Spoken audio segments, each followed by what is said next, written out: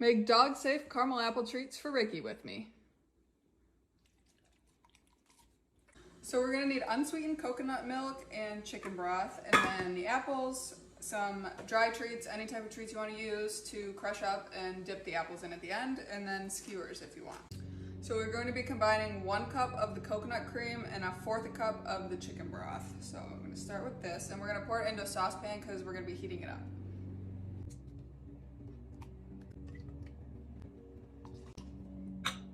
Now we're gonna put this on the stove and just heat it up until it's all mixed together well and creamy and warm.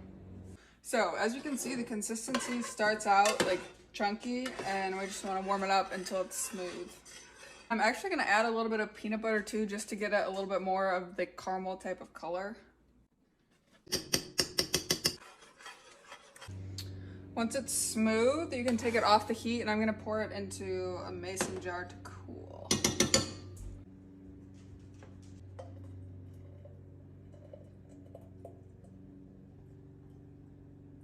So now I'm just gonna let this cool for a few minutes so that it will thicken up, and I'm gonna cut the apples in the meantime. I think I'm only gonna do 1 apple for now.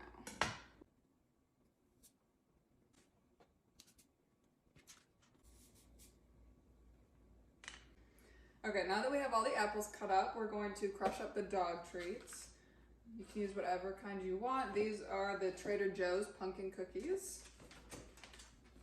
Just gonna throw them in a bag and crush them.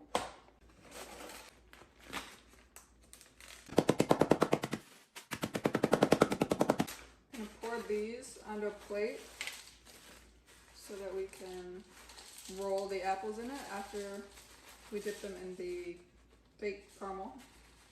Okay, so I let this cool for a while, and now it's about room temperature, and we're gonna start dipping the apples into the caramel first, and then crushed up treats.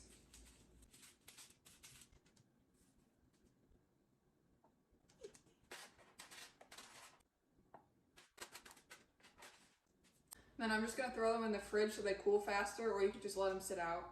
All right, now that these are all cooled off and hardened, we're gonna let Ricky give us a little taste test. You ready? Take it. There you go. And just a reminder, dogs cannot have the apple seeds, so if you want to do a whole apple, you can. Just make sure you don't give your dog the apple seeds.